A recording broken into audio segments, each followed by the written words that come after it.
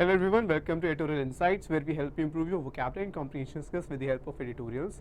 और आज हम जो पैसेज पढ़ेंगे, जो एडिटोरियल पढ़ेंगे तो हिंदू से, वो है एक फैक्ट चेकिंग यूनिट पर जो अभी तमिलनाडु गवर्नमेंट ने एस्टैब्लिश की थी एंड उसको लेके क्या कंसर्न्स हैं, क्या वे फॉरवर्ड होना चाहिए, वो हम आज देखेंगे और कुछ वर्ड्स जो इंपॉर्टेंट वर्ड्स एंड फ्रेजेस हैं वो भी हम पढ़ेंगे. Alright, so before we start with our editorial, practice mock पे दिवाली सेल लाइव है एंड आप अप टू 30% डिस्काउंट अवेल कर सकते हैं on select courses. Okay, and जो कौन कौन से कोर्सेज पर डिस्काउंट है, so PM practice pro, PM premium and PM banking pro, तीनों कोर्सेज पर 25% डिस्काउंट है. It includes PDF course and mocks, it includes banking pro and SSC pro, PM premium and PM banking pro में जितने भी bank exams हैं वो included है. Alright, and apart from that video courses पर 30% discount available है. सो आप अगर कंप्लीट बैंकिंग वीडियो कोर्स लेते हैं, it is available at 30% discount 1749. PM prime and PM perfect courses पर भी 30% डिस्काउंट अवेलेबल है, आप वो अवेल कर सकते हैं. एंड आरबीआई फाउंडेशन कोर्सेज पर भी 30% डिस्काउंट अवेलेबल है. Foundation course and video course दोनों पर 30% डिस्काउंट्स. अगर आप सब्जेक्ट वाइज परचेज करना चाहते हैं वीडियो कोर्सेज, आप वो भी कर सकते हैं, उस पर 25% डिस्काउंट अवेलेबल है. सो आप अगर क्वांट, रीजनिंग, जनरल अवेयरनेस या फिर इंग्लिश का आप कोर्स परचेज करना चाहते हैं इंडिविजुअली, तो आप वो भी परचेज कर सकते हैं इन प्राइसेस पर at 25% discount. And complete banking PDF course अगर आप परचेज करना चाहते हैं, so you can get it at discount of 25% at the price of 599 only. Okay, so let's begin our tutorial. Retrograde step. All right. तो जो अभी step लिया गया है, जो तमिलनाडु गवर्नमेंट ने एक डिसीजन लिया है, उसको कहा गया है वो रेट्रोग्रेड है. अभी हम डिस्कशन करेंगे क्या होता है रेट्रोग्रेड, बट आपको पहले पैसेज पूरा रीड करना है. पैसेज के एंड में एक वोकैब बेस्ड क्वेश्चन है, वो अटेम्प्ट करना है और फिर हम डिस्कस करेंगे. तो पहले वोकैब पढ़ने से बेटर रहता है कि आप पहले खुद पैसेज रीड करें, आपको अच्छे से आइडिया होगा कौन से वर्ड्स में आपको प्रॉब्लम आ रही है. और राइट, और उसके बाद फिर हम वर्ड्स डिस्कस करते हैं तो वो याद रहेंगे, आपका ध्यान जाएगा उन पे. ठीक है, पहले अगर आप वर्ड्स देख लेंगे तो वो जल्दी मेमोरी से जो है वो चले जाते हैं. तो पहले आपको पूरा पैसेज रीड करना है. ठीक है, चाहे जितना भी समझ में आता है, 50, 60, 70%, नो इश्यूज़. ठीक है, पूरा पैसेज रीड करना है विदाउट एनी डिक्शनरी. और उसके बाद फिर आपको देखना है क्या आपने मिस कर दिया, कौन से जो कोई स्टेटमेंट थी आपने किसी दूसरे वे में इंटरप्रेट कर ली. तो वहाँ से धीरे धीरे आपको कि जो रीडिंग स्किल्स हैं, जो कॉम्प्रिहेंशन स्किल्स हैं, वो इम्प्रूव होती जाएंगी. ऑलराइट, तो इसके पैसेज आप रीड कर लीजिए, उसके एंड में एक वोकैब बेस्ड क्वेश्चन वो अटेम्प्ट कर लीजिए, फिर हम डिस्कस करते हैं.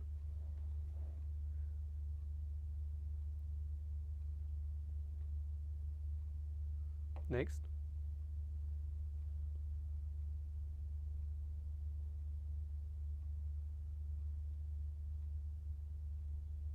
नेक्स्ट.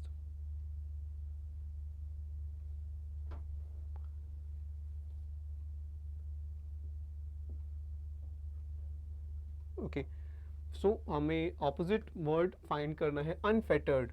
अनफेटर्ड का ऑपोजिट मीनिंग कौन सा वर्ड कन्वे कर रहे हैं? Intrigued, unwieldy, lucrative, bounded, very. Okay, तो ये वर्ड्स हैं और इसका आंसर हम पैसे डिस्कस करने के बाद देखेंगे. ओके, तो रेट्रोग्रेड होता है कि जो आपको पीछे ले जाए. एक होता है आप आगे बढ़ते हो, आप चीज़ें इंप्रूव करते हो. ऑलराइट, एंड अगर आपको ऐसा स्टेप लेते हो जिससे चीज़ें इंप्रूव होने की जगह खराब हो, ठीक है, अर्लियर स्टेट में चली जाए, तो उसको हम कहते हैं रेट्रोग्रेड मूव है, रेट्रोग्रेड स्टेप है. तो यहाँ पर जो डिसीजन लिया गया है उसको कहा गया कि ये डिसीजन करेक्ट नहीं है. Alright, so miss information and it's more malicious variant. Malicious होता है जिसकी मैल इंटेंट, यानी कि जिसकी इंटेंट ठीक नहीं हो, जो कि हार्मफुल है हमारे लिए. तो मेलिशियस वेरिएंट उस, और मिस इन्फॉर्मेशन का एक मेलिशियस वेरिएंट है. वेरिएंट होता है एक वर्जन, वो है डिस इन्फॉर्मेशन. तो मिस इन्फॉर्मेशन से भी ज़्यादा जो हार्मफुल है वो है डिस इन्फॉर्मेशन. तो इन्होंने क्या किया, these have been the bane of today's unfettered communication system. और ये क्या बन गए, एक बेन बन गए. हमने अभी लास्ट जो एडिटोरियल हमने देखा था उसमें भी बेन वर्ड पढ़ा था. तो वो क्या होता है कि कोई चीज़ जो बहुत हार्मफुल होती है, जिस एक कर्स, यानी जिससे बहुत ज़्यादा प्रॉब्लम्स क्रिएट हो, बहुत एक जो बैड इम्पैक्ट पड़े, ऑलराइट, तो it is a Ben of today's unfettered communication system. हम जो है इजीली कम्युनिकेट कर पाते हैं वाया इंटरनेट, हम डिफरेंट ऐप्स यूज़ करते हैं। तो इन कम्युनिकेशन सिस्टम्स में क्या है, ये अनफेटर्ड है। फेटर्स होते हैं चेन्स, ठीक है। अनफेटर्ड मतलब बिना किसी रिस्ट्रिक्शंस के, तो इसलिए यहाँ पर अनफेटर्ड मतलब फेटर्स यहाँ पर, यानी कि हम कह सकते हैं चेन्स या फिर रिस्ट्रिक्शंस, ओके। और अनफेटर्ड मतलब जिसमें चेंज या रिस्ट्रिक्शंस ना हो, सो अनफेटर्ड कम्युनिकेशन सिस्टम, ऑलराइट। तो especially social media where these necessary filters are rarely applied over the spread of news and views। तो जहाँ खास तौर पे ये कहाँ पर ये जो डिसइंफॉर्मेशन एंड मिस इन्फॉर्मेशन जो ये अपना इम्पैक्ट दिखाते हैं वो है सोशल मीडिया पे, जहाँ पर जो फिल्टर्स हैं वो रेयरली कभी ही अप्लाई किए जाते हैं न्यूज़ और व्यूज़ के लिए, ठीक है, ऑलराइट। न्यूज़ पर so many of which are based on false information deliberately और इग्नोरेंटली प्लेस। तो बहुत सारे केसेस में जानबूझकर यानी डेलिबरेटली, और बहुत सारे केसेस में इग्नोरेंटली, कि आपके पास इतनी इन्फॉर्मेशन नहीं है, नॉलेज नहीं है कि आपको पता हो क्या सही है क्या गलत है, बट आपने वो इन्फॉर्मेशन जो है वो सोशल मीडिया पर डाल दी इग्नोरेंटली, ठीक है, और डेलिबरेटली जानबूझकर गलत इन्फॉर्मेशन डाली गई है। Alright, so the Tamil Nadu government's decision to constitute a fact-checking unit to deal with misinformation and disinformation pertaining to the state government emanating from all media platforms sounds on the face of it a reactive step। तो इसको क्या declare किया है कि ये जो step लिया है तमिलनाडु गवर्नमेंट ने ये एस्टैब्लिश करने का, कि वो जो फैक्ट चेकिंग यूनिट का काम क्या होगा कि जो मिस इन्फॉर्मेशन और डिसइंफॉर्मेशन इंटरनेट पर है किसके बारे में, पर्टेनिंग टू मतलब related to what, related to the state government, कि स्टेट गवर्नमेंट के बारे में कोई भी फॉल्स इन्फॉर्मेशन, कोई डिसइंफॉर्मेशन या मिस इन्फॉर्मेशन फैला रहा है तो उसको उससे डील करना, उसको ढूंढना और उसको सॉर्ट आउट करना, डील करना, ठीक है। एमिनेटिंग फ्रॉम, एमिनेटिंग मतलब coming from, originating from, starting from, ठीक है। तो starting from all media platforms, चाहे जितने भी प्लेटफॉर्म्स हों, सिर्फ इंटरनेट ही नहीं, चाहे वो फिर जो हमारा ट्रेडिशनल मीडिया है, प्रिंट मीडिया है, तो ये हो, तो उन सब मीडिया प्लेटफॉर्म्स पे जो है ये नज़र रखेगी फैक्ट चेकिंग यूनिट, और उससे डील करेगी वहाँ पर अगर कोई भी मिस इन्फॉर्मेशन डिसइन्फॉर्मेशन होती है स्टेट गवर्नमेंट से related. Sounds on the face of it, जो ये स्टेप लिया गया है ये ऐसा लगता है, साउंड्स ऐसा लगता है, स्टेटिव वर्ब, ठीक है, sounds on the face of it, इस फ्रेज का मतलब होता है कि पहले झलक में जब हम देखते हैं, ठीक है, हमने उसको इन डेप्थ हमने नहीं देखा, हमने उसके सारे एस्पेक्ट्स नहीं देखे, लेकिन पहली बार में देखने में ऐसा लगता है क्या कि अ रिएक्टिव स्टेप, कि ये जो गवर्नमेंट ने लिया है वो एक रिएक्टिव स्टेप लिया है। रिएक्टिव होता है कि आप कुछ सिचुएशन देखते हो और आप रिएक्ट करते हो, जैसे आपने देखा कोई प्रॉब्लम आई, फिर आपने कोई डिसीजन लिया उस प्रॉब्लम से डील करने के लिए। लेकिन अगर इसकी जगह अगर आप पहले ही जो है ये प्लान करते कि ऐसी प्रॉब्लम आ सकती है, और फिर आप पहले ही आप कुछ जो है तैयारी रखते कि ऐसी प्रॉब्लम आती है तो उससे डील करेंगे, तो उस अप्रोच को क्या कहते हैं, उसको हम कहते हैं प्रोएक्टिव, ठीक है। तो प्रोएक्टिव एंड रिएक्टिव ये जो है ऑपोजिट मीनिंग कन्वे करते हैं। रिएक्टिव होता है सिचुएशन के को आप रिएक्ट कर रहे हो, कुछ हो गया है फिर आप डील कर रहे हो। प्रोएक्टिव होता है पहले ही प्लान करते हो सिचुएशन आने से पहले कि उससे कैसे डील किया जाएगा, तो ये रिएक्टिव स्टेप है। This decision follows a similar move by the Karnataka government, और ऐसा ही सिमिलर एक डिसीजन लिया था कर्नाटका गवर्नमेंट ने, but the governments to deem themselves for themselves or units constituted by them as the adjudicator of what is false is a retrograde move। अब यहाँ पर ये क्यों रेट्रोग्रेड है, क्यों ये हमें पीछे ले जाता है, हम आगे नहीं बढ़ रहे, हम वापस पीछे जा रहे हैं, क्योंकि जो गवर्नमेंट्स है वो खुद डीम मतलब कि कंसिडर देमसेल्व्स, उन्हें लगता है कि वो क्या है, एडजुडिकेटर है, जज है, ठीक है, वो जज है कि क्या सही है और क्या गलत है, जो इंफॉर्मेशन उनके बारे में फैलाई जा रही है, तो ये सही, ये ठीक नहीं है, ठीक है। अच्छा, यहाँ पर देखो कि डीम देमसेल्व्स और यूनिट्स कॉन्स्टिट्यूटेड बाय देम, यानी कि एक तो खुद जो देमसेल्व्स किसके लिए यूज हुआ है, ये रिफ्लेक्सिव प्रोनाउन, ये गवर्नमेंट्स के लिए यूज हुआ है, ठीक है। तो वो अपने आप को कंसिडर करते हैं, ठीक है, देमसेल्व्स अपने आप को कंसिडर करते हैं कि वो जज हैं, और साथ ही साथ और किसे वो मानते हैं कि वो भी जज हैं, units constituted by them, created by them. उन्होंने कोई डिपार्टमेंट बनाया है, ठीक है, गवर्नमेंट के जितने भी डिपार्टमेंट है, यूनिट्स हैं, वो गवर्नमेंट को लगता है कि वो सब क्या है, एडजुडिकेटर है, जज है ऑफ व्हाट इज फॉल्स, कि क्या सही है और क्या गलत है। तो ये एक रेट्रोग्रेड मूव है, ये हमें वापस क्यों लेकर जाता है, क्यों पीछे ढकेलता है, क्योंकि as an interested party deciding upon what is factual और नॉट इज प्रॉब्लमेटिक। इंटरेस्टेड का मतलब ये नहीं है कि आपको बहुत अच्छा लग रहा है कि हाँ ये बहुत इंटरेस्टिंग जो सब्जेक्ट है, वो वाला नहीं।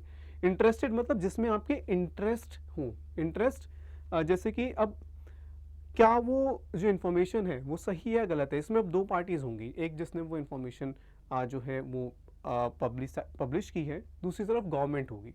तो दोनों ही पार्टी है एक डिस्प्यूट के, तो उन्हीं दोनों में से एक जज कैसे हो सकता है, कोई थर्ड पार्टी होनी चाहिए। ऑलराइट, तो इसमें यही कहा है कि दोनों जो एक पार्टी है जो इन्वॉल्व है उस पर्टिकुलर केस के अंदर, तो वो खुद जज नहीं हो सकती, ठीक है, तो ये प्रॉब्लमैटिक है। Tamil Nadu government's move must be seen along with the center's notification of the IT rules earlier this year। और फिर अभी हमने बात की तमिलनाडु गवर्नमेंट के डिसीजन की, जो कर्नाटका गवर्नमेंट के डिसीजन की, एंड इस साल जो यूनियन गवर्नमेंट ने एक IT रूल्स में अमेंडमेंट किया था। अमेंडमेंट, ठीक है, क्या होता है अमेंडमेंट? अमेंडमेंट होता है चेंज करना, ठीक है। तो अब यहाँ पर अच्छा, रूल को एंड करने का मतलब क्या, एक कोई जो लॉ है उसको हम बनाते हैं, हमने वर्ड्स पहले भी देखे थे, तो उसके लिए हम वर्ड यूज करते हैं प्रोमलगेट, ठीक है। अगर उसके अंदर कुछ चेंजेस करते हैं तो वो होता है अमेंड, ठीक है। एंड अगर हम उसको एंड करते हैं, उस किसी लॉ को या लीगल डॉक्यूमेंट को हम खत्म करते हैं, तो उसके लिए हम वर्ड यूज करते हैं रिपील, ठीक है। ये बार बार आते रहते हैं, तो उनमें से आया amended the IT rules 2021 and allowed the ministry of electronics and IT to appoint a similar fact checking unit. तो सेंट्रल गवर्नमेंट ने भी एक फैक्ट चेकिंग यूनिट जो है वो एस्टैब्लिश की थी, कि मिनिस्ट्री ऑफ इलेक्ट्रॉनिक्स जो है ऐसी फैक्ट चेकिंग यूनिट वो भी बना सकते हैं। Several parties, including the Editors Guild of India, the Association of Indian Magazines, and the political satirist Kulan Kamra, had challenged the IT rule enabling the unit। तो कई different organization या people ने इसको challenge किया था court में।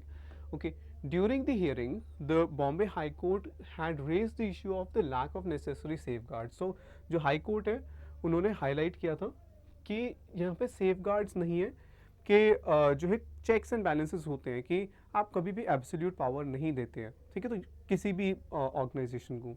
तो यहाँ पर ये था कि वहाँ पर सेफगार्ड्स नहीं है, कि अगर किसी केस में कोई जो है गलत डिसीजन होता है, ओके, फैक्ट चेकिंग यूनिट जो है वो गलत डिसीजन लेती है, तो उसके बाद क्या होगा। ऑलराइट, तो सेफगार्ड्स नहीं है जो लोग जो भी एक्यूज होंगे उनके लिए। That will allow fair criticism for the government. और यहाँ पर ये है कि अब कि ये डिसाइड कैसे होगा कि जो क्रिटिसिज्म हो रही है गवर्नमेंट की वो फेयर है या नहीं, सही है या नहीं। एक होती है फेयर क्रिटिसिज्म की जहाँ पर एस्पेक्ट्स ठीक नहीं है वहाँ पर क्रिटिसाइज करना, ठीक है। और एक होता है अनफेयर क्रिटिसिज्म, यानी कि सिर्फ क्रिटिसाइज करने के लिए ही आप जो है कमी निकालते हो, या फिर आप जो है जो होता है कि किसी का नाम खराब करने के लिए आप क्रिटिसाइज करते हो, तो वो डिफरेंट है। तो फेयर क्रिटिसिज्म अलाउड होनी चाहिए, तो उसको सेफगार्ड करने के लिए चीज़ें जो है इसमें प्रोविजंस नहीं है। It had also remarked that even if the motives for the introduction of such a rule was laudable। तो जो हाई कोर्ट था उन्होंने कहा कि जो ये मोटिव्स हैं, जो इसके पीछे जो ऑब्जेक्टिव्स हैं कि क्यों ये रूल्स बनाए गए, वो लॉडेबल हैं। लॉडेबल मतलब प्रेज वर्दी, जिसकी तारीफ की जानी चाहिए, कि उनका जो इंटेंशन है वो इंटेंशन जो है वो तारीफ करने लायक है, कि ये जो रूल्स में चेंजेस किए जा रहे हैं। और क्या थी intention? To tackle false news. Tackle होता है किसी चीज़ से फाइट करना, ठीक है, तो फॉल्स न्यूज़ से फाइट करना चाह रही है गवर्नमेंट, और इसके लिए जो स्टेप है ये प्रेज वर्दी है। लेकिन it could be done away with, लेकिन उसको हम डन अवे विद मतलब एंड, इस जो ये जो चेंजेस किए गए हैं IT रूल्स में, इन चेंजेस को हटाया जा सकता है if it's effects were unconstitutional, कि अगर वो जो है अनकॉन्स्टिट्यूशनल है, तो भले ही उनको लाने के पीछे इंटेंशन अच्छी है, लेकिन अगर वो अनकॉन्स्टिट्यूशनल है तो उन्हें हटाया जा सकता है।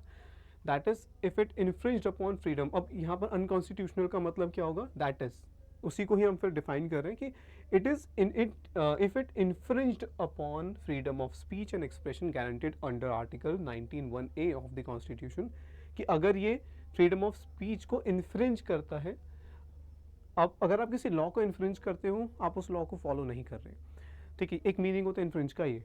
दूसरा होता है कि अगर आप किसी की राइट जो है वो उसके राइट छीनते हो, ठीक है, उसको वो राइट एक्सरसाइज नहीं करने देते। अब जैसे कि हमारे पास फ्रीडम ऑफ स्पीच का जो राइट है, ठीक है, तो वो अगर कोई हमसे छीनना चाहे तो वो हो जाएगा इन्फ्रिंज करना, ठीक है। सो इन्फ्रिंज अपॉन, अब इन्फ्रिंज के बाद हम ऑन या अपॉन यूज करते हैं, दोनों प्रपोजिशंस यूज हो सकती हैं, इन्फ्रिंज ऑन या अपॉन, ठीक है, दोनों यूज होते हैं। तो upon freedom of speech and expression, ठीक है। द वर्डिक्ट, वर्डिक्ट क्या होता है, जो भी जो डिसीजन है, the verdict is set to be delivered on, judgment जो आएगी वो December 1 पर होगी declare, but the remarks indicate where court stand on the constitution of a government government fact checking unit to adjudicate on reports and information relating to its functioning। तो यहाँ ये हमें इतने जो स्टेटमेंट्स हैं इनसे आइडिया मिल गया कि जो कोर्ट का ओपिनियन क्या है। वर्डिक्ट तो 1 दिसंबर को आएगा। Alright, the Editors Guild of India had urged Karnataka to specify the scope and powers of the fact-checking unit, besides suggesting that the menace of misinformation and fake news was best left to independent bodies, and that a monitoring network should follow principles of natural justice, including giving prior notice, right to appeal, and judicial oversight। तो Editors Guild of India ने अर्ज किया, request किया, एक earnestly, बहुत seriously जो है appeal की कर्नाटका गवर्नमेंट से, उनसे रिक्वेस्ट की कि वो स्पेसिफाई करें, ये बताएं कि क्या स्कोप है, क्या रेंज है, एंड जो क्या पावर्स है फैक्ट चेकिंग यूनिट की, वो क्लियरली डिफाइन की जाए। ओके, बिसाइड्स सजेस्टिंग, अब हम ये बिसाइड्स जो है ये किस कहाँ यूज़, ये शो करता है एडिशनैलिटी, ठीक है। अब यहाँ आपको ध्यान देना चाहिए जब भी आप कनेक्टर्स देख रहे हो कि बिसाइड्स मतलब कि वो उसी पॉइंट में फर्दर इंफॉर्मेशन ऐड कर रहे हैं। तो एक तो उन्होंने क्या रिक्वेस्ट की कि स्कोप और पावर्स के बारे में बताएं फैक्ट चेकिंग यूनिट की, साथ ही साथ, ठीक है, या हम एडिशनली भी लिख सकते हैं, ठीक है, besides suggesting that the menace of misinformation and fake news was best left to independent bodies. Editors guild of India का कहना है कि जो ये मेनेस है, मेनेस थ्रेट, जो डेंजर है मिस इन्फॉर्मेशन का, ये गवर्नमेंट को नहीं बल्कि इंडिपेंडेंट बॉडीज़ को डील करने देना चाहिए। और क्या सजेस्ट किया उन्होंने, दैट अ मॉनिटरिंग नेटवर्क, अब यहाँ पर कोर्ट्स है तो उनका जो एग्जैक्ट स्टेटमेंट है एडिटर्स गिल्ड ऑफ इंडिया की, वो है कि उन्होंने ये सजेस्ट किया एक मॉनिटरिंग नेटवर्क होना चाहिए। मॉनिटर होता है कि निगरानी रखना, ठीक है, और वो जो भी मॉनिटरिंग नेटवर्क है उसे प्रिंसिपल्स ऑफ नेचुरल जस्टिस वो फॉलो करनी चाहिए। क्या होते हैं principles of natural justice? Giving prior notice, जिस किसी के भी अगेंस्ट कोई केस शुरू किया जाए तो उसको पहले नोटिस मिलता है, ठीक है। राइट टू अपील, उसके पास जो है कोर्ट में उस पर्टिकुलर केस की अपील फाइल करने की राइट होती है। एंड जुडिशियल ओवरसाइट, कि जो भी डिसीजन जो भी प्रोसेस है उसके ऊपर सुपरविजन होता है कोर्ट्स का, जुडिशरी का। तो ये जो वर्ड है ओवरसाइट, ठीक है, दो मीनिंग्स हैं। क्या मीनिंग है इसके? एक तो कि आप सुपरवाइज कर रहे हो, ठीक है, सुपरविजन, कि आप निगरानी रख रहे हो, ठीक है। दूसरा होता है ओवरसाइट कि आप you fail to notice something wrong, या कुछ गलत हो रहा है और आप उसको नोटिस नहीं करते। जैसे कि अगर एक जो गवर्नमेंट बॉडी है उसका काम है ये देखना कि जो रोड्स हैं उन पर इंक्रोचमेंट ना हो, ठीक है, लेकिन क्या हो रहा है, इंक्रोचमेंट हो रहे हैं। क्यों हो रही है? क्योंकि जो वो बॉडी है, जो गवर्नमेंट बॉडी है, वो ध्यान नहीं दे रहे हैं, ठीक है, ओवरसाइट, क्यों वो ध्यान नहीं दे रहे हैं और वो इंक्रोचमेंट हो रहा है, तो वहाँ पर भी हम ओवरसाइट यूज़ करते हैं वर्ड, ठीक है। तो दो मीनिंग है यहाँ पर। कौन सा मीनिंग है यहाँ पर? है जुडिशियल ओवरसाइट, मतलब यहाँ पर ये नहीं बात कर रहे कि जो जुडिशरी है वो ध्यान नहीं दे रही इस पर, नहीं, यहाँ मीनिंग है कि जुडिशरी जो है वो इस प्रोसेस को सुपरवाइज करे।